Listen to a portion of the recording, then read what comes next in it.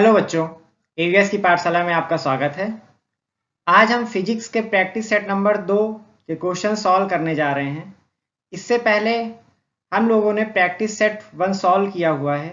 अगर आपने क्वेश्चन नहीं देखे हैं तो जाकर आपको लिंक डिस्क्रिप्शन बॉक्स में मिल जाएगा, आप जाकर प्रैक्टिस सेट सॉल्व कर सकते हैं। आज के क्वेश्चन हमारे पहली यूनिट इलेक्ट्रोस्टैटिक्स के वैद्युत आवेश एवं वैद्युत क्षेत्र से लिए गए हैं।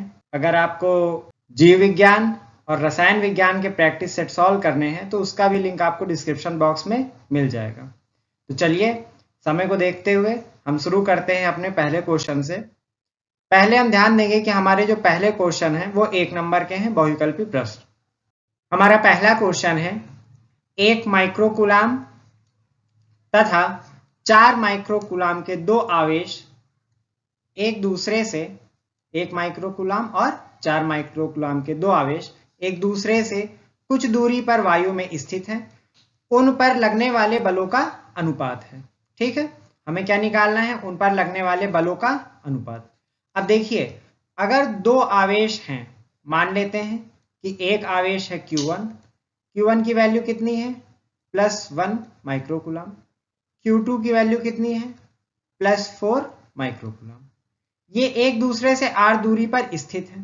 ठीक है, इस पे जो लगने वाला बल है, अगर उनके रेशियो की बात करें तो ये ध्यान रखिएगा, हमेशा जो होगा वो क्या होगा? 1:1। आवेश कैसा भी हो, ठीक है, आवेश कैसा भी हो, उनके बीच में लगने वाला बल अगर उसका अनुपात पूछे तो वो हमेशा क्या होगा? 1:1। फिर भी हम इस क्वेश्चन को सॉल्व करके देख लेते हैं। ठीक है, आपको मान लेते हैं Q1 आवेश पे जो फोर्स लगेगा F1 ड्यू टू 2 और Q2 आवेश पर F2 ड्यू टू 1। ठीक है, फॉर्मूला कूलाम लॉ क्या कहता है? F12 बराबर K Q1 Q2 बटे में R²। ठीक है, अब F2 की वैल्यू F21 लिखेंगे, K Q1 Q2 R²। अब इसकी जो वैल्यू है वो पुट करेंगे। K Q1 की वैल्यू कितनी है? +1। ठीक है, Q2 की वैल्यू कितनी है? +4। देखिए ये +1 है और ये क्या है? +4 है। बटे में क्या है? R² है। F21 की वैल्यू कितनी है? F21 की वैल्यू में हम पहले मान जो इनका दिया हुआ है उसको पुट करेंगे। K हो गया +1 +4 बटे में R²। चलिए, इसको इक्वेशन 1 मान लिया हमने, इसको इक्वेशन 2 मान लिया। अब हम क्या करेंगे? F12 देखिए, इक्वेशन 1 डिवाइड बाई इक्वेशन 2। चलिए, अगर हम इक्वेशन 1 और इक्वेशन 2 को डिवाइड करेंगे तो F12 डिवाइड बाई F21। अब देखिए, जब इसका भाग करेंगे तो K +1 +4 बटे में R² पूरे का बटे। फिर इक्वेशन नंबर 2 रखेंगे, K +1 +4 बटे में R²। देखिए यहां पर कट क्या कर रहा है? K से K कट गया, +1 +1 ही रहेगा, +4 से +4 कट गया, R से R कट गया। बचा कितना? 1/1 बराबर F12 बटे में F21। चलिए, यानी कि जो हमारा रेशियो निकला F12 रेशियो F21 वो कितना निकला है? 1:1। अब ये ध्यान रखिए, यहां पर आपको आवेश कितना भी दिया हो, 1 माइक्रोकूलाम, ये फिर यहां पर दिया हो 4 माइक्रोकूलाम 5 माइक्रोकूलाम, अगर उनके बीच में अनुपात पूछे तो हमेशा क्या होगा? 1:1 होगा। इसको सॉल्व करने की आवश्यकता है ही नहीं, सिंपल सा एक लॉजिक लगाएंगे, मेरे पास आंसर हमको पता होगा। ठीक है, अब अपने ऑप्शंस देखते हैं। Option number C. चलिए बढ़ते हैं अगले क्वेश्चन की तरफ। अगला क्वेश्चन है, वायु में रखे दो धनावेशों के मध्य परावैद्युत पदार्थ रख देने से इनके बीच प्रतिकर्षण बल का मान क्या होगा? अब देखिए, दो धनावेश है, इसका मतलब है कि प्रतिकर्षण बल तो होगा ही होगा, ये तो हमें पता ही है। लेकिन अगर इनके मध्य हम कोई परावैद्युत पदार्थ रख दे रहे हैं तो यहां पर जो इनके बीच प्रतिकर्षण बल है उसका जो मान होगा वो क्या होगा? वो हो जाएगा, घट जाएगा। ठीक है, ऑप्शंस देखते हैं, बढ़ जाएगा नहीं, वही रहेगा नहीं, शून्य हो जाएगा नहीं, ऑप्शन नंबर बी। चलिए अगले क्वेश्चन पे आते हैं। अगला क्वेश्चन है क्वेश्चन नंबर 3। वैद्युत द्विध्रुव आघूर्ण एक वेक्टर होता है जिसकी दिशा होती है। अब देखिए यहां पर एक टर्म आपको दिख रहा होगा, इलेक्ट्रिक डाइपोल मोमेंट। ठीक है, अगर इलेक्ट्रिक डाइपोल मोमेंट की बात हो रही है तो कुछ चीजें और हम जान लें।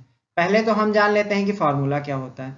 फॉर्मूला होता है वेक्टर P बराबर Q into two vector L। ठीक है, अब इसको हम बंद कर लेते हैं, इसको हम याद कर लेंगे। फॉर्मूला क्या हुआ, वेक्टर P बराबर Q इंटू वेक्टर 2L। ठीक है, ये किसका फॉर्मूला है, इलेक्ट्रिक डाइपोल मोमेंट यानी कि वैद्युत द्विध्रुव आघूर्ण का। अब यहां पर पूछ क्या रहा है कि इसकी दिशा क्या होती है। तो इसकी दिशा की बात करें तो दिशा जो होती है वो हमेशा होती है निगेटिव टू पॉजिटिव। क्या होती है, निगेटिव टू पॉजिटिव। ऑप्शंस देखेंगे, ऑप्शन नंबर हमारा जो होगा वो क्या दिया हुआ है, उत्तर से दक्षिण की ओर, नहीं बिल्कुल गलत, ए ऑप्शन कट गया। दक्षिण से उत्तर की ओर, नहीं। धन से ऋण आवेश की ओर, बिल्कुल नहीं, यानी कि option number D, option number D हमारा क्या होगा, राइट आंसर होगा। चलिए अब यहां से कुछ चीजें, अब देखिए क्वेश्चन हमारे चल रहे हैं तो हम कुछ चीजें और भी इसके साथ में याद करते चलेंगे। फॉर्मूला हमको पता हो गया इलेक्ट्रिक डाइपोल मोमेंट का। इसके बाद हम ये जान लें कि इलेक्ट्रिक डाइपोल मोमेंट जो है वो कैसी राशि है, अदिश की सदिश राशि है। तो हमें याद रखना कैसी राशि है, सदिश राशि है। वैद्युत द्विध्रुव आघूर्ण सदिश राशि है, लगे हाथ याद करते रहिए। ठीक है, अब यहां पर एक चीज और होती है, क्या, मात्रक। अगर मात्रक बात करें वैद्युत द्विध्रुव आघूर्ण का मात्रक क्या होता है, तो वो होता है कूलाम मीटर। अगर आपको मात्रक नहीं याद आ रहा है तो आपके पास फॉर्मूला है Q यानी कि आवेश, आवेश का मात्रक क्या हो गया, कूलाम। L, L का मतलब लंबाई, लंबाई का मात्रक मीटर, यानी कि इसका मात्रक क्या हो गया, कूलाम मीटर। अब इसको आप याद कर लीजिए और समझ लीजिए। अगर आपको फॉर्मूला आता है तो उससे आप मात्रक पेपर में निकाल सकते हैं, जरूरी नहीं है हर चीज आप रट के ही पहुंचे। चलिए आते हैं हम अपने अगले क्वेश्चन पर। Question number 4। क्वेश्चन नंबर 4 है, किसी वैद्युत द्विध्रुव के कारण वैद्युत क्षेत्र की तीव्रता सुदूर बिंदुओं पर जिनकी दूरी है अनुक्रमानुपाती है। ठीक है ना, मतलब ये पूछ रहा है कि अगर हम डिस्टेंस लेते हैं, अब देखिए यहां पर बात किसकी हो रही है, वैद्युत द्विध्रुव। द्विध्रुव का मतलब इलेक्ट्रिक डाइपोल। इलेक्ट्रिक डाइपोल क्या होता है, जैसे हमने अपने पहले सेट में हम लोगों ने सीखा था कि इलेक्ट्रिक डाइपोल वो होता है अगर पॉजिटिव चार्ज और निगेटिव चार्ज आपस में कुछ दूरी पर स्थित हूं, ठीक है, और वो क्या हूं, परिमाण में समान हूं, परिमाण में समान हूं। पहली चीज है कुछ दूरी पर स्थित हूं, लेकिन जो आवेश हो उन पर वो क्या हो, विपरीत हो। आवेश क्या हो, विपरीत हो। यानी कि इस पूरी संरचना को हम क्या बोलते हैं, वैद्युत द्विध्रुव, इलेक्ट्रिक डाइपोल। अब हम लोगों ने एक फॉर्मूला डिराइव किया था, जब कोई इलेक्ट्रिक डाइपोल था उसके अक्ष पर एक बिंदु था P, इस पे हमने निकाला था क्या, वैद्युत क्षेत्र की तीव्रता। तो हमने क्या निकाला था, E बराबर 1/4 pi epsilon naught K Q upon में R की पावर 3। अभी देखिए दूरी दिया हुआ है, अगर हम बात करें तो ये दूरी होगी 1/R की पावर 3। अब चलिए हम आते हैं किस पे, अपने ऑप्शंस पे। पहला ऑप्शन है शून्य, नहीं, यानी कि पहला ऑप्शन गलत हो गया। दूसरा ऑप्शन है 1/R², ये भी नहीं। तीसरा ऑप्शन है 1/R की पावर 3, यानी कि हमारा जो सही जवाब होगा वो क्या होगा, ऑप्शन नंबर सी। चलिए आते हैं आगे। देखिए अगर आपको जो हम यहां पर प्रैक्टिस कर रहे हैं उसका PDF चाहिए तो वो हमारे टेलीग्राम ग्रुप पे आपको मिल जाएगा। अगर आपका कोई डाउट है या फिर कोई आपके क्वेश्चंस आपके मन में हैं फिजिक्स को लेके, केमिस्ट्री को लेके या फिर बायो के लेके, तो आप हमारे टेलीग्राम ग्रुप को ज्वाइन करिए, वहां अपनी क्वेरीज जो भी हैं बताइए आकर। बाकी यहां पर लिंक दिया हुआ है, इस लिंक से भी आप ज्वाइन कर सकते हैं। यहाँ पर QR कोड दिया हुआ है, अगर फिर भी कोई दिक्कत है तो डिस्क्रिप्शन बॉक्स में आपको ये लिंक मिल जाएगा, उससे आप हमारा टेलीग्राम ग्रुप ज्वाइन कर लेंगे। चलिए समय बचाते हैं, आगे बढ़ते हैं।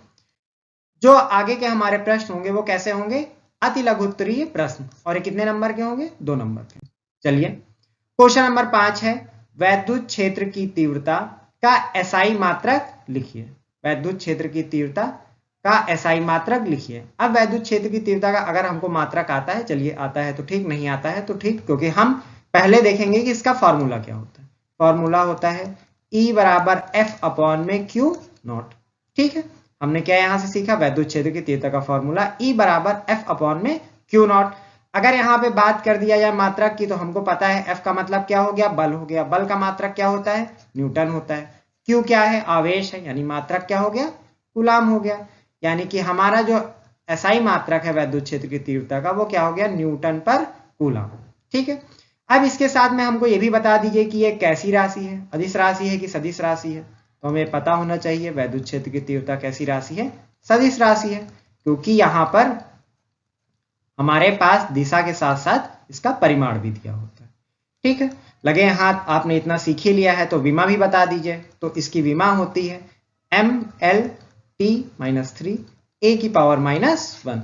चलिए फिर से इसको एक बार देखते हैं। वैद्युत क्षेत्र की तीव्रता का फॉर्मूला E बराबर F अपॉन Q नॉट, मात्रक न्यूटन पर कूलाम, कैसी राशि, सदिश राशि। विमा क्या हो गई, mLT की पावर -3 a की पावर -1। याद हो गया, चलिए अच्छी बात है। आते हैं अपने अगले क्वेश्चन पर। हमारा अगला क्वेश्चन है, एक कूलाम आवेश में कितने इलेक्ट्रॉन होते हैं। देखिए ये प्रश्न 1 नंबर में कई बार रिपीट हुआ है, बच्चे पढ़ के भी जाते हैं फिर भी गलत करके आते हैं। तो हमें उन क्वेश्चन में बिल्कुल गलती नहीं करनी है जो क्वेश्चन हम पढ़ के गए हैं। ठीक है, क्या दिया हुआ है पहले ये देखिए, आवेश दिया है, आवेश कितना है, 1 कूलाम आवेश। ठीक है, इसमें क्या पूछ रहा है कि इसमें कितने इलेक्ट्रॉन होते हैं। ठीक है, नंबर ऑफ इलेक्ट्रॉन हमको बताने हैं। अब 1 इलेक्ट्रॉन पे आवेश कितना होता है, 1.6 × 10 की घात -19। फॉर्मूला क्या होता है, Q बराबर N E। Q की वैल्यू कितनी है, 1 रख दिया हमने। N की वैल्यू हमको निकालनी है, चलिए इसको स्मॉल n लिख लेते हैं, स्मॉल n। ठीक है, अब यहां से हम लोगों ने Q बराबर NE, ठीक, E की वैल्यू कितनी है, 1.6 × 10⁻19, यानी कि n बराबर 1 अपॉन में 1.6 × 10⁻19। अब यहां पर जब हम 10⁻19 को ऊपर ले जाएंगे तो क्या हो जाएगा, 10⁻19। यहां से हम क्या करेंगे, पॉइंट हटाएंगे, 0 लगाएंगे, 2 पंचे 10, 2 अठे 16, यानी क्या हो गया, 5/8। इसको हम सॉल्व करेंगे। जब हम इसको सॉल्व करेंगे तो हमारा आंसर जो आएगा वो आएगा 0.625 × 10⁻19। इसको हम लिख लेंगे 6.25 × 10⁻18, यानी कि ये क्या है, नंबर ऑफ इलेक्ट्रॉन। 1 कूलाम आवेश में कितने इलेक्ट्रॉन होते हैं, 6.25 × 10 की घात -18। अब ये प्रश्न जो होता है वो आपका बहुविकल्पी में भी पूछा जाता है, 1 नंबर में भी पूछा जाता है, कई बार आपके 2 नंबर में भी ये ऐड कर दिया जाता है। ठीक है, चलिए आते हैं अपने अगले क्वेश्चन पर। हमारा अगला क्वेश्चन है क्वेश्चन नंबर 7।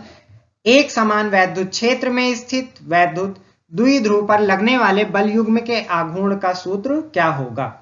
इसका मान कब अधिकतम होता है, यानी कि 2 चीज पूछ लिया। पहले तो पूछा बल युग्म के आघूर्ण का सूत्र क्या होगा, तो हमको पता है कि बल युग्म के आघूर्ण का सूत्र होता है टाउ बराबर PE sin थीटा। लेकिन अगर हम बात करें किस रूप में लिखने की, वेक्टर फॉर्म में। ठीक है, ये याद रखिएगा, वेक्टर फॉर्म में भी पूछ लेता है कि आप बल युग्म के आघूर्ण का सूत्र जो है वो आप किसमें लिखिए, वेक्टर फॉर्म में लिखिए। तो वेक्टर फॉर्म में क्या हो जाएगा, वेक्टर टाउ बराबर vector P cross vector E। याद रहेगा ना, वेक्टर फॉर्म में क्या है, वेक्टर टाउ बराबर vector P cross vector E। और अगर हम पूछ ले बल युग्म के आघूर्ण का सूत्र तो वो हो जाएगा टाउ बराबर PE sin थीटा। चलिए इतना आपने जान लिया।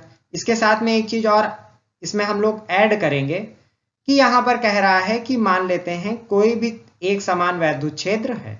चलिए एक समान वैद्युत क्षेत्र हमने मान लिया। क्या है वो है E। इसमें कोई क्षण रखी हुई है, ये मान लेते हैं कि एक क्षण है, ये क्या है इसमें रखी हुई है। अब मान लेते हैं कि ये कोण कितना बना रही है, थीटा कोण बना रही है। अब यहां पे कह रहा है इसका मान कब अधिकतम होता है, जब इस क्षण को इस वैद्युत क्षेत्र के लंबवत रखेंगे, यानी कितने डिग्री रखेंगे, 90 डिग्री रखेंगे। अब 90 डिग्री का मान हम यहां पर टाउ बराबर पी साइन थीटा में रखते हैं, तो क्या हो जाएगा, टाउ बराबर पी साइन 90। और साइन 90 की वैल्यू कितनी होती है, साइन 90 की वैल्यू जो होती है वो होती है 1, यानी कि टाउ बराबर पी, यानी कि टाउ मैक्सिमम जो होगा वो कब होगा, जब थीटा की वैल्यू कितनी होगी, 90 डिग्री होगी। ठीक है।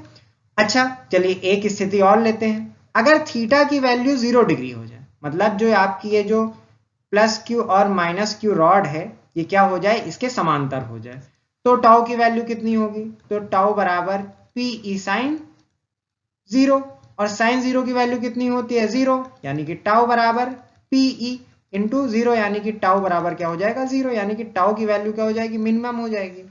तो याद रखिएगा जब थीटा की वैल्यू कितनी है 90 डिग्री है तो टाउ मैक्सिमम कितना हो जाएगा, पी हो जाएगा। जब थीटा की वैल्यू 0 डिग्री है तो टाउ मिनिमम की वैल्यू कितनी हो जाएगी, 0 हो जाएगी।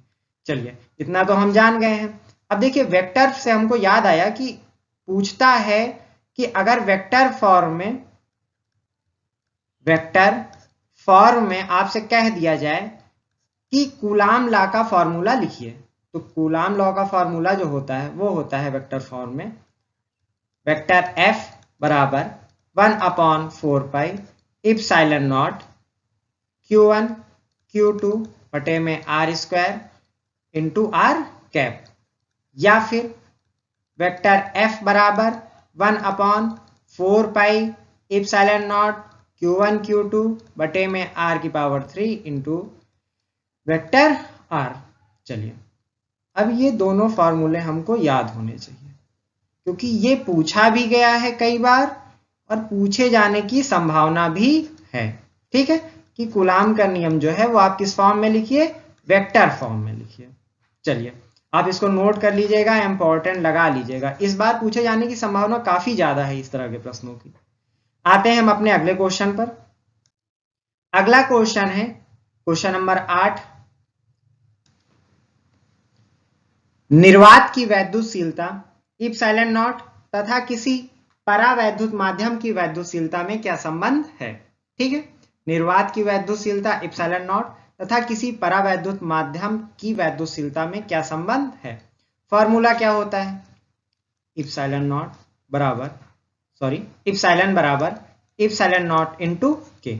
इसको ध्यान रखिए कि फॉर्मूला क्या होता है, इप्सिलॉन बराबर इप्सिलॉन नॉट इंटू के। अब यहां पर इप्सिलॉन क्या है, तो इप्सिलॉन हमारा है माध्यम की वैद्युतशीलता। इप्सिलॉन क्या है, माध्यम की वैद्युतशीलता। और इप्सिलॉन नॉट क्या है, यह है निर्वात की वैद्युतशीलता, निर्वात की वैद्युतशीलता। याद रहेगा ना। ठीक, और इनका संबंध क्या है, इप्सिलॉन बराबर इप्सिलॉन नॉट इंटू के। अब हमने पिछले प्रैक्टिस सेट में पता हम लोगों ने सीखा था कि इप्सिलॉन नॉट की वैल्यू कितनी होती है, वो होती है 8.85 इंटू 10⁻⁻12। और इसका मात्रक कितना होता है, वो होता है आपका, देखिए इप्सिलॉन नॉट का मात्रक जो होता है वो होता है कूलाम स्क्वायर पर न्यूटन मीटर स्क्वायर। क्या होता है, कूलाम स्क्वायर पर न्यूटन मीटर स्क्वायर। आप चाहे इसको नोट करते चलिए, चाहे इसका पीडीएफ आप टेलीग्राम लिंक से डाउनलोड कर लीजिए। फिलहाल नोट करते चलेंगे, आपकी एक नोट्स प्रिपेयर होती रहेगी। ठीक है, अब इसमें अगर हमने क्या सीखा है कि इप्सिलॉन है माध्यम की वैद्युतशीलता, इप्सिलॉन नॉट है निर्वात की या वायु की वैद्युतशीलता। ठीक है, और के क्या है 8.85 इंटू इप्सिलॉन नॉट की वैल्यू क्या है 8.85 इंटू 10⁻⁻12। इप्सिलॉन नॉट का मात्रक क्या है, कूलाम स्क्वायर पर न्यूटन मीटर स्क्वायर। चलिए आते हैं हम अपने अगले क्वेश्चन पर। अब देखिए कह रहा है कि निर्वात की वैद्युतशीलता की विमा लिखिए। अब निर्वात की वैद्युतशीलता की जो विमा होती है, निर्वात की वैद्युतशीलता की जो विमा होती है वो होती है, पहले हम ए देखेंगे अपना, निर्वात की वैद्युतशीलता की विमा m की पावर -1, l की पावर -3, t की पावर 4 और a की पावर 2। फिर से ध्यान दीजिएगा, निर्वात की वैद्युतशीलता की विमा क्या होती है, m की पावर -1, l की power -3, t to the power 4, a की पावर 2। ये किसकी है, निर्वात की वैद्युतशीलता। 9th का बी है, किसी धातु के परावैद्युतांक का मान कितना होता है। ठीक, किसी धातु के परावैद्युतांक का मान कितना होता है, यानी कि आपसे पूछ रहा है यहां पर कि K की वैल्यू। अब K की जो वैल्यू होती है वो होती है धातुओं के लिए, K की वैल्यू धातुओं के लिए वो होती है कितनी, अनंत।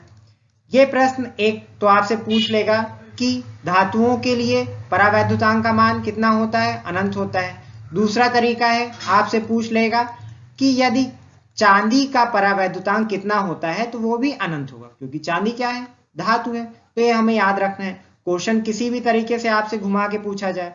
अब इसके साथ में अगर किसी धातु के लिए परावैद्युतांक का मान है तो बाकी भी चीजों के लिए होगा। तो हमें क्या याद कर रखना है कि किसी अन्य माध्यम के लिए जो K की वैल्यू होती है वो होती है 1 से अधिक। ठीक, K की वैल्यू जो होती है किसी अन्य माध्यम के लिए वो होती है क्या, 1 से अधिक। याद रहेगा ना, हमने क्या सीखा, धातुओं के लिए K का मान अनंत होता है और किसी अन्य माध्यम के लिए K का मान 1 से अधिक होता है। चलिए आते हैं हम अपने अगले क्वेश्चन पर।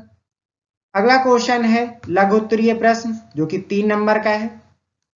क्वेश्चन नंबर 10 कह रहा है, दो बिंदु आवेश 5 × 10⁻⁻19 कूलाम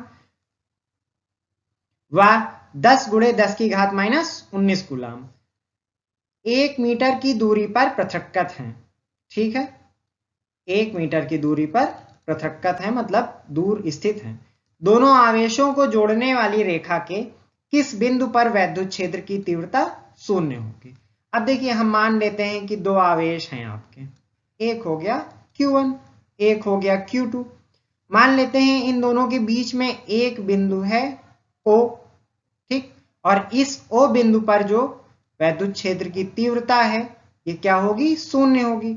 अब यहां पर Q1 को हम मान लेते हैं कि ये O बिंदु से x दूरी पर स्थित है और इन दोनों आवेशों के मध्य कितनी दूरी है, 1 मीटर। ये तो दिया हुआ है, यानी कि O से Q2 आवेश की जो दूरी है वो कितनी हो जाएगी, 1 - x। फिर से सुनिए, Q1 और Q2 दो आवेश हैं, उन दोनों के मध्य दूरी कितनी है, 1 मीटर है। मान लेते हैं उनके बीच में क्या है, एक बिंदु है O, और O बिंदु पर वैद्युत क्षेत्र की तीव्रता 0 है। O की जो दूरी है वो Q1 से कितनी है, x है, और O की दूरी, तो O की दूरी जो होगी Q2 से वो होगी 1 - x।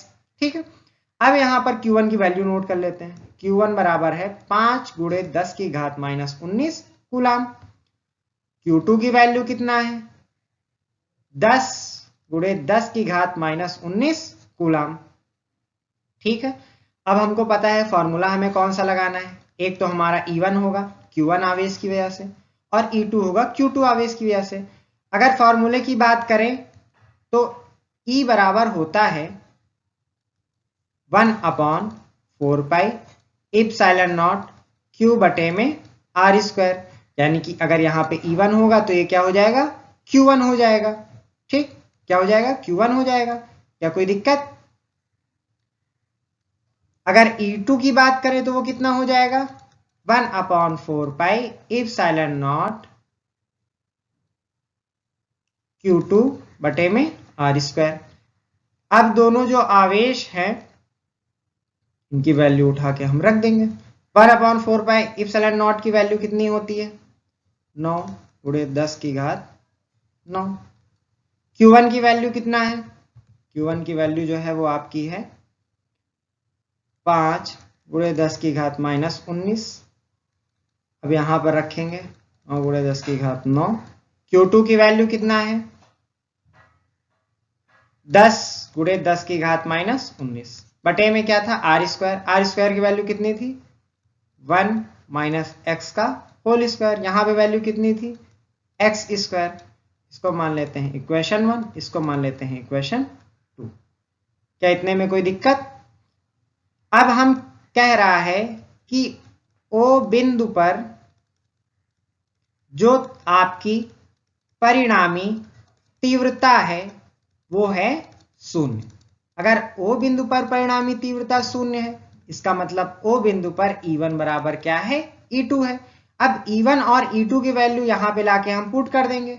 क्या हो जाएगा 9 गुणे 10 की घात 9 गुणे 5 गुणे 10 की घात माइनस 19 बटे में एक्स स्क्वायर। 9 गुणे 10 की घात 9 गुणे में 10 गुणे में 10 की घात माइनस 19 बटे में 1 माइनस एक्स का होल स्क्वायर। जो भी कटे आप काट दीजिए। 9 गुणे 10 की घात 9 सीधा कट गया, 10 की घात माइनस 19 है, 10 की घात माइनस 19 कट गया। 5 से 5 आप रहने दीजिए।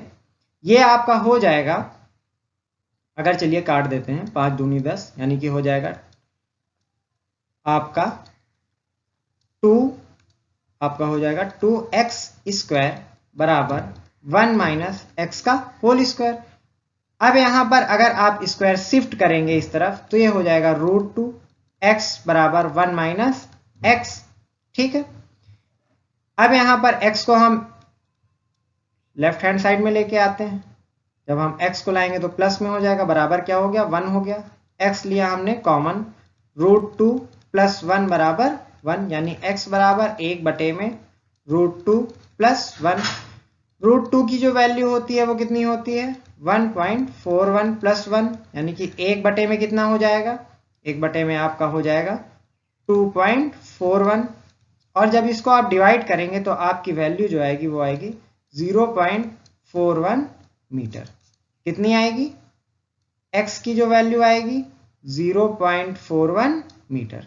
ठीक है, अब देखिए यहां पर एक चीज आप याद रखिएगा कि ये कह रहा है कि दोनों आवेशों को जोड़ने वाली रेखा के किस बिंदु पर वैद्युत क्षेत्र की तीव्रता 0 होगी। जब भी आपकी वैल्यू ये पेपर में आ जाए तो पेपर में आप क्या लिख के आएंगे कि बिंदु O पर यानी कि Q1 से बिंदु O की दूरी यानी कि 0.41 पे वैद्युत क्षेत्र की तीव्रता जो होगी वो क्या होगी 0। आते हैं अपने अगले क्वेश्चन पर, क्वेश्चन नंबर 11। वैद्युत बल रेखाएं एक सतत वक्र हैं। ये बल रेखाएं एकाएक विखंडित नहीं हो सकती हैं, क्यों? देखिए आप जान लीजिए ये क्वेश्चन कह क्या रहा है। यहां पर कह रहा है कि अगर वैद्युत बल रेखाएं हैं तो वो एक तरह का सतत वक्र हैं। ये कैसे है? ठीक है, वैद्युत बल रेखाएं होता क्या है, आपका प्लस Q से माइनस Q की तरफ जो आवेशित रेखाएं बनती हैं वो वैद्युत बल रेखाएं होती हैं। और ये क्या होती हैं, ये एक सतत वक्र होती हैं, एक बंद वक्र नहीं होती हैं। ये क्वेश्चन आपसे इस तरह भी पूछा जाता है कि चुंबकीय बल रेखाएं एक बंद वक्र होती हैं, क्यों? या फिर आपसे यह भी पूछा जा सकता है कि वैद्युत बल रेखाएं एक सतत वक्र क्यों होती हैं। एक और चीज आपसे पूछी जाती है, वैद्युत बल रेखाएं और चुंबकीय बल रेखाओं में अंतर क्या है। तो आप सीधे लिख के आएंगे कि जो आपकी चुंबकीय बल रेखाएं हैं वो एक बंद वक्र होती हैं, जबकि वैद्युत बल रेखाएं एक सतत वक्र होती हैं। देखते हैं इसमें क्या लिखा हुआ है। इसमें लिखा है वैद्युत बल रेखाएं वैद्युत क्षेत्र में एकांक धनावेश के द्वारा तय किए गए पथ को दर्शाती हैं। यदि बल रेखाएं अचानक टूटती हैं तो इसका अर्थ है कि एकांक धन आवेश एक स्थान से दूसरे स्थान पर अचानक चला जाता है, जो कि असंभव है। इसका यह भी अर्थ है कि जिस स्थान से आवेश अचानक हटता है वहां वैद्युत क्षेत्र अचानक शून्य हो जाता है, जो कि असंभव। ये तो हमें भी पता है। मतलब जो एकांक धनावेश है उसके द्वारा जो पथ है वही आपकी वैद्युत बल रेखाएं हैं। ठीक है, और इनकी जो डायरेक्शन होती है ये पॉजिटिव से निगेटिव होती है, लेकिन इनकी जो डायरेक्शन निगेटिव से पॉजिटिव कभी नहीं होती है, ये आप याद रखिएगा। और इस वैद्युत बल रेखाओं के प्रश्न को आप जोड़िएगा चुंबकीय बल रेखाओं से। ठीक है, आप लिंक करेंगे तो आपको याद कम करना पड़ेगा। चलिए, अगर ये 11 का फर्स्ट पार्ट था, सेकंड पार्ट देखते हैं। लिखा है दो बल रेखाएं एक बिंदु पर एक दूसरे को कभी नहीं काटती हैं, क्यों? ये तो हमें पता ही है कि अगर कोई भी बल रेखा है, उसका कोई बिंदु P है, उसकी दिशा ज्ञात करनी है तो उस बिंदु पर हम क्या खींचते हैं, एक स्पर्श रेखा, यानी कि आप टेंजेंट खींचते हैं। ठीक है, अगर हम मान लेते हैं कि दो बल रेखाएं किसी भी स्थिति में, चलिए हमने मान लिया कि वो किसी एक बिंदु O पर काट रही हैं। अब अगर हम फिगर में देखें अगर हम अपने फिगर में देखते हैं कि एक बल रेखा ने क्या काटा है, दूसरी बल रेखा को काटा है, तो इस फर्स्ट और इस सेकंड, अगर दोनों में हम खींचेंगे स्पर्श रेखा तो एक ऐसे जाएगी और एक ऐसे जाएगी, यानी एक बिंदु पर दो स्पर्श रेखा हो गई। और हमें ये पता है कि दो स्पर्श रेखा का मतलब क्या हुआ कि दो दिशाएं, यानी एक बिंदु पर दो दिशाएं तो संभव है ही नहीं। इसका मतलब है कि दो बल रेखाएं एक दूसरे को एक बिंदु पर कभी नहीं काटती। इसका एक्सप्लेनेशन देखते हैं। इसमें लिखा हुआ है, यदि दो बल रेखाएं एक दूसरे को काटती हैं तब बिंदु P पर दो स्पर्श रेखाएं खींची जा सकती हैं, जिसका अर्थ है कि वैद्युत बल रेखाओं की दो दिशाएं होंगी, जो कि असंभव है। देखिए हमने भी आपको भी यही समझाया कि यहां पर दो दिशाएं होना क्या है, असंभव है। बल रेखाओं पर खींची गई स्पर्श रेखा उस बिंदु पर वैद्युत क्षेत्र की दिशा को दर्शाती है, अतः दो रेखाएं एक दूसरे को कभी नहीं काटती हैं। आप समझ गए होंगे। बाकी आपको ये लिखा हुआ आपको स्क्रीनशॉट लेना है, आप स्क्रीनशॉट ले लीजिए, नहीं तो आपको टेलीग्राम पे PDF इसका प्रोवाइड करा दिया जाएगा। चलिए आते हैं हम अपने अगले क्वेश्चन पर। अगला क्वेश्चन है क्वेश्चन नंबर 12। स्थिर वैद्युत बल तथा गुरुत्वाकर्षण बल के बीच दो समानताएं तथा दो असमानताएं बताइए। ठीक, वैद्युत बल और गुरुत्वाकर्षण बल के बीच दो समानताएं तथा असमानताएं बताइए। देखिए आपने 11th में पढ़ा होगा ऑलरेडी कि जो आपका गुरुत्वाकर्षण बल है, क्या है, गुरुत्वाकर्षण बल, उसका फॉर्मूला क्या होता है, Fg बराबर G m1 m2 अपॉन में R स्क्वायर, क्या, न्यूटन। और अगर वैद्युत बल है, वो तो आप अभी पढ़ ही रहे हैं इस चैप्टर में, वो होता है F बराबर 1/4 पाई इप्सिलॉन नॉट के Q1 Q2 अपॉन में R स्क्वायर। अब देखिए आपको यहाँ पे दिख रहा होगा कि यहाँ पे जो दूरी है वो इनवर्सली प्रोपोर्शनल है किसके, R स्क्वायर के, और जो यहाँ पे दूरी है वो भी किसके प्रोपोर्शनल है, इनवर्सली प्रोपोर्शनल है R स्क्वायर के। यानी कि एक समानता तो हमको दिख गई, क्या, कि ये व्युत्क्रम वर्ग के नियम का क्या कर रहा है, पालन कर रहा है। ठीक है, और यहां पर बात किसकी हो रही है, बल की बात हो रही है। चलिए हम अपने एक्सप्लेनेशन को देखते हैं। स्थिर वैद्युत बल तथा गुरुत्वाकर्षण बल में समानताएं। अब देखिए दो समानताएं की बात हुई थी, दोनों बल दूरी के व्युत्क्रम वर्ग के नियम का क्या करते हैं, पालन करते हैं। ठीक, दूरी के व्युत्क्रम वर्ग के नियम का पालन करते हैं। ये अभी हमने किस में देखा है, फॉर्मूले में देखा है। ये हम याद रखें चाहे ना रखें, लेकिन हमको फॉर्मूला याद है तो वहां हम पेपर में जाके लिख देंगे। ठीक है, दूसरा है कि दोनों बल केंद्रीय व संरक्षी बल हैं। कैसे बल हैं, संरक्षी बल हैं। कौन कौन से, वैद्युत बल तथा गुरुत्वाकर्षण बल। चलिए अब इसमें बात हुई थी समानताएं के साथ साथ किसकी, असमानताएं की। तो असमानताएं इसमें देखते हैं। स्थिर वैद्युत बल तथा गुरुत्वाकर्षण बल में निम्नलिखित असमानताएं हैं। पहला देखते हैं, वैद्युत बल आकर्षण तथा प्रतिकर्षण दोनों प्रकृति का हो सकता है। अब देखिए फॉर्मूला जो आपका था F बराबर K Q1 Q2 अपॉन में R स्क्वायर, किसकी बात हो रही थी, आवेश की बात हो रही थी। अगर आवेश आपका है, दोनों आवेश कैसे हैं, पॉजिटिव हैं, तो वो क्या करेंगे, वो सीधी सी बात है, क्या, प्रतिकर्षित करेंगे एक दूसरे को। लेकिन अगर एक पॉजिटिव है और एक निगेटिव है तो क्या करेंगे, आकर्षित करेंगे। यानी कि जो आपने फॉर्मूले में देखा वही आपको यहां लिख के आना है। वैद्युत बल आकर्षण तथा प्रतिकर्षण दोनों प्रकृति का हो सकता है, लेकिन बात किसकी हो रही थी, गुरुत्वाकर्षण बल की भी। F बराबर G capital G m1 m2 upon में R स्क्वायर। m1 m2 क्या है, दोनों वस्तुओं का मास, और मास अगर है तो सीधी सी बात है आकर्षण प्रकृति का होगा, क्योंकि कभी ऐसी यह स्थिति नहीं हो सकती है कि ग्रेविटेशनल फोर्स यानी कि गुरुत्वाकर्षण बल हो और प्रतिकर्षण हो जाए। ठीक है, आगे देखिए, वैद्युत बलों की प्रकृति से ज्ञात होता है कि आवेश दो प्रकार के होते हैं, जबकि द्रव्यमान क्या होता है, केवल एक ही प्रकार का होता है। सेकंड पॉइंट है, वैद्युत बल दोनों आवेशों के बीच के माध्यम पर निर्भर करता है, जबकि गुरुत्वाकर्षण बल दोनों द्रव्यमानों के बीच के माध्यम पर निर्भर नहीं करता है। ये इंपॉर्टेंट पॉइंट है, ठीक है, इसको आप नोट कर लीजिए, इंपॉर्टेंट पॉइंट है। तीसरा पॉइंट है, वैद्युत बल गुरुत्वाकर्षण बल से बहुत अधिक शक्तिशाली होता है।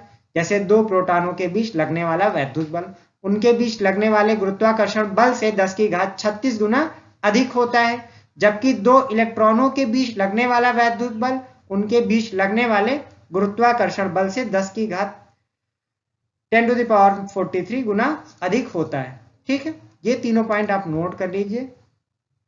चलिए आते हैं हम अपने अगले क्वेश्चन पर। अगला क्वेश्चन है, आवेश के रेखीय घनत्व का अर्थ समझाइए। आवेश के रेखीय घनत्व का अर्थ समझाइए। देखिए यहां पर आवेश के रेखीय घनत्व की बात हो रही है, तो हम क्या देखेंगे, रेखीय आवेश वितरण। कि रेखीय आवेश वितरण क्या होता है? जब आवेश का वितरण किसी रेखा, सरल रेखा अथवा वक्र रेखा के अनुदिश एक समान रूप से होता है तो इसे रेखीय आवेश वितरण कहते हैं। रेखीय आवेश वितरण की प्रति एकांक लंबाई पर आवेश की मात्रा को रेखीय आवेश घनत्व कहते हैं। इसे लैम्डा से प्रदर्शित करते हैं।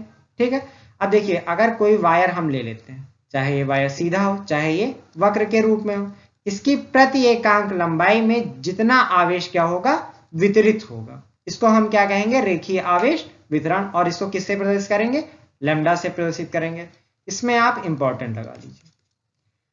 रेखीय आवेश वितरण हम समझ गए हैं, लैम्डा हो गया। फॉर्मूला होता है लैम्डा बराबर Q/L। लेकिन अगर बात हो जाए किसकी, सूक्ष्म आवेश वितरण की, यानी सूक्ष्म अवयव खंड हम dl ले लें, जिसपे आवेश होगा वो भी सूक्ष्म क्या होगा, dq होगा, तब रेखीय आवेश घनत्व क्या हो जाएगा, लैम्डा इक्वल टू dq/dl। अगर यहाँ पे मात्रक है तो इसका मात्रक है कूलाम पर मीटर। हमें नहीं भी आता है तो हमें फॉर्मूला पता है क्या है, Q/L। Q यानी कि आवेश का मात्रक कूलाम, L का मतलब लंबाई, लंबाई का मात्रक मीटर, यानी कि कूलाम पर मीटर। अगर हमें फॉर्मूला भी आ रहा है तो हम मात्रक सही करके आएंगे।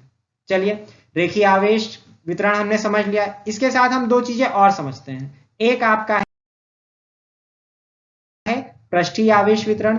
पृष्ठीय आवेश वितरण क्या होता है कि जब आवेश किसी पृष्ठ पर एक समान रूप से वितरित होता है तो इसे हम क्या कहते हैं, पृष्ठीय आवेश वितरण। और पृष्ठीय आवेश वितरण के प्रति एकांक क्षेत्रफल आवेश की मात्रा को पृष्ठ घनत्व कहते हैं। ठीक है, याद रहेगा। ठीक, इसे हम किससे प्रदर्शित करते हैं, सिग्मा से प्रदर्शित करते हैं। यदि पृष्ठीय आवेश वितरण के सूक्ष्म क्षेत्रफल अवयव dA है, आवेश कितना है, dq है, तब पृष्ठीय आवेश घनत्व सिग्मा बराबर dq/dA। मात्रक क्या होगा, कूलाम पर मीटर स्क्वायर। मात्रक नहीं याद है तो हमने आपको निकालना बताया। q का मतलब आवेश, आवेश का मतलब कूलाम। a का एरिया हो गया यानी कि मीटर स्क्वायर हो गया, यानी कि मात्रक क्या हो गया, कूलाम पर मीटर स्क्वायर। चलिए, हमने दो चीजें सीखी, एक रेखीय आवेश वितरण, पृष्ठीय आवेश वितरण दूसरा। तीसरा हम जान लेते हैं आयतन आवेश वितरण। आयतन आवेश वितरण क्या है, जब आवेश, आयतन आवेश वितरण, जब आवेश किसी वस्तु के संपूर्ण आयतन में एक समान रूप से वितरित होता है, इसे आयतन आवेश वितरण कहते हैं। आयतन आवेश वितरण के प्रति एकांक आयतन पर आवेश की मात्रा को हम क्या कहते हैं, आयतन आवेश घनत्व। ठीक है, इसे हम किससे प्रदर्शित करते हैं, इसे हम रो से प्रदर्शित करते हैं। यदि आयतन आवेश वितरण के सूक्ष्म आयतन अवयव dv है, आवेश कितना है, dq है, तब आयतन आवेश घनत्व कितना हो जाएगा, रो बराबर dq/dv। ठीक है, अब यहां से हम बढ़ते हैं अपने अगले क्वेश्चन पर। अगला क्वेश्चन हमारा दीर्घ उत्तरीय प्रश्न 5 अंकों का है। क्वेश्चन नंबर 14 देखते हैं क्या है। किसी वैद्युत द्विध्रुव के कारण उसकी निरक्षीय स्थिति में अथवा इसके समद्विभाजक लंब अक्ष के अधिक दूरी पर स्थित किसी बिंदु पर वैद्युत क्षेत्र की तीव्रता का व्यंजक प्राप्त कीजिए।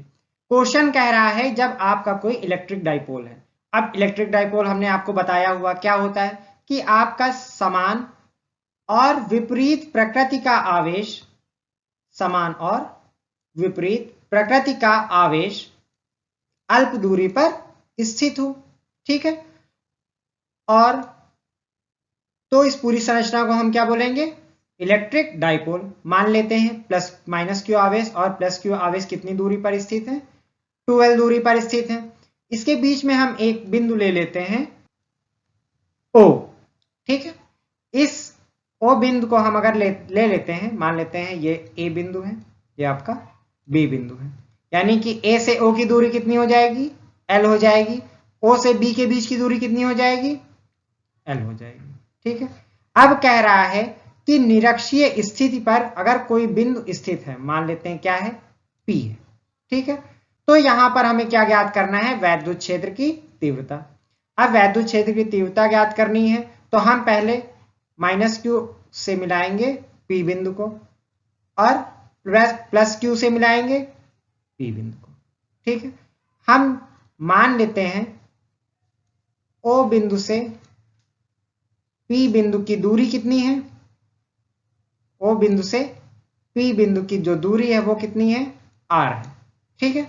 हमने माना, फिर से एक बार सुनिए, दो आवेश हैं माइनस क्यू और प्लस क्यू, ये एक दूसरे से 12 दूरी पर स्थित है। इनका मध्य बिंदु क्या है, ओ है, और एक बिंदु है पी जिसपे हमको क्या ज्ञात करना है, वैद्युत क्षेत्र की तीव्रता। पी बिंदु से ओ बिंदु की दूरी कितनी है, वो है आर। तो हम यहां से भुजा पी भी निकाल लेंगे पाइथागोरस प्रमेय से। वो कितना निकल के आएगा, under root are square plus L square. ठीक है। यानी एपी की जो डिस्टेंस होगी वो कितनी हो जाएगी, r square plus L square. अब अगर पहले हम लेते हैं अपने प्लस क्यू आवेश को, अगर हम बात करें प्लस क्यू आवेश की वजह से पी बिंदु पर वैद्युत क्षेत्र की तीव्रता की दिशा क्या होगी। अब चूंकि यहां पर प्लस क्यू आवेश है तो इसका मतलब है जो इसकी दिशा होगी वो कहां होगी, इस आवेश से बाहर की तरफ। यानी कि हम ले लेते हैं प्लस क्यू आवेश के कारण वैद्युत क्षेत्र की तीव्रता बन रही है E1 और उसकी जो डायरेक्शन होगी वो कहां होगी, बाहर की तरफ होगी। लेकिन जब बात हम किसकी करें, माइनस क्यू आवेश की, तो जो वैद्युत क्षेत्र की दिशा होगी वो किधर होगी, माइनस क्यू आवेश की ओर। ठीक है। फिर से सुनिए, प्लस क्यू आवेश के कारण जो वैद्युत क्षेत्र की तीव्रता की दिशा होगी वो कहां होगी, प्लस क्यू से बाहर की तरफ। और माइनस क्यू आवेश की वजह से पी बिंदु पर तीव्रता की दिशा क्या होगी, वो होगी माइनस क्यू आवेश की तरफ। ठीक है। हम मान लेते हैं माइनस क्यू आवेश की वजह से जो तीव्रता है वो क्या है, E2 है। यानी कि अगर हम यहां पे बनाने की कोशिश करें तो E1 कुछ इस तरह बनेगा और E2 हमारा कुछ इस तरह बनेगा। ठीक है। अब हमको पता है कि अगर E1 व E2 वैद्युत क्षेत्र की तीव्रता है तो इनके दो घटक होंगे, एक होगा E1 cos थीटा, दूसरा होगा E1 sin थीटा।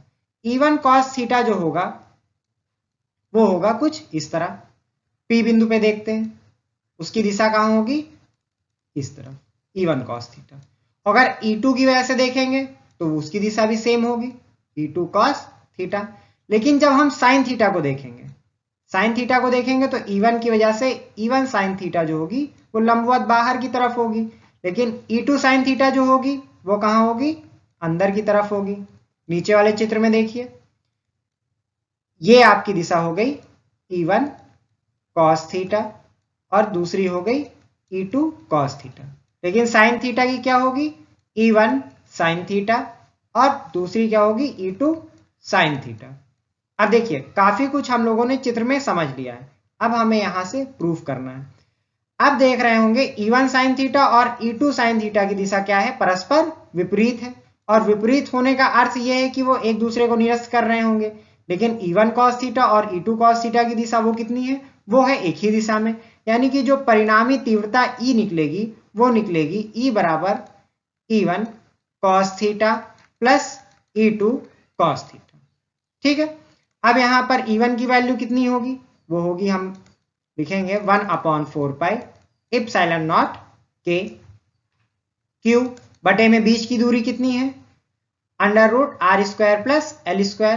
तो अगर under root are square plus L square का होल स्क्वायर प्लस में E2 cos थीटा की कितनी है, 1/4 पाई इप्सिलॉन नॉट के क्यू बटे में under root are square plus L square का होल स्क्वायर। ठीक है। 1/4 पाई इप्सिलॉन नॉट के को कॉमन लेते हैं, इसके साथ हम क्यू को भी कॉमन ले लेंगे। अंदर क्या बचेगा, R square plus L square plus 1 में R square plus L square. ठीक है।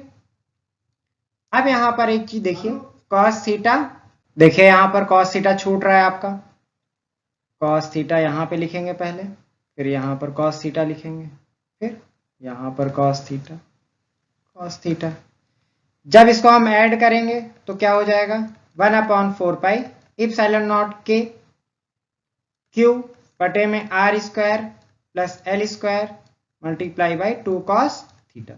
अब देखिए यहाँ पर हमको क्या निकालना है, cos थीटा की वैल्यू निकालनी है, ठीक है।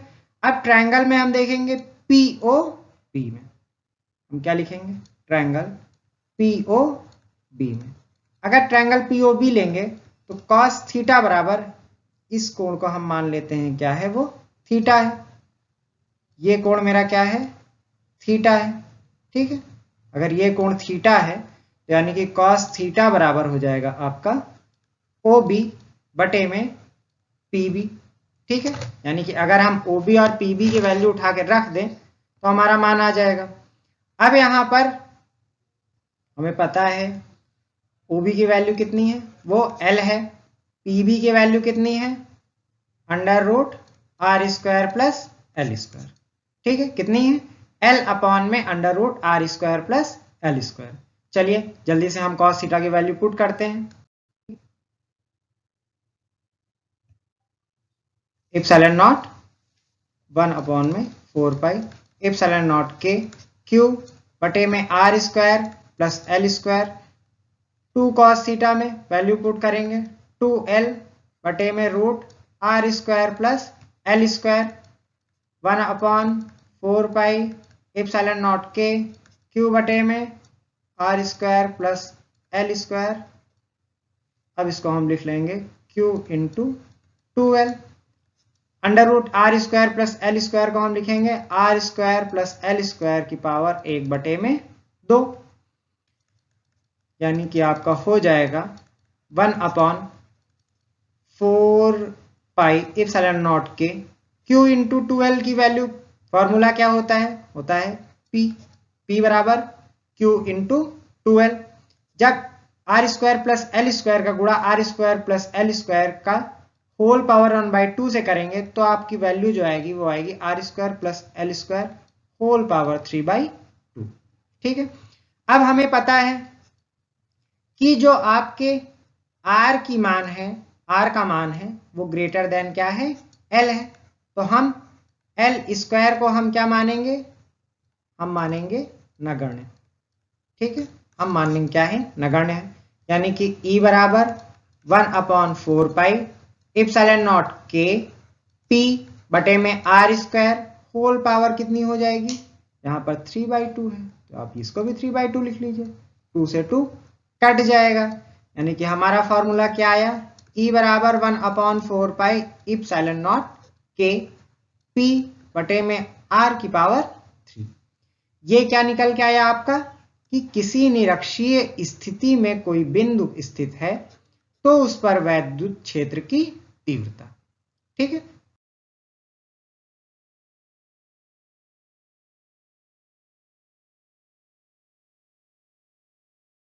बाकी आपको PDF जो है वो हमारे टेलीग्राम ग्रुप पे मिल जाएगा।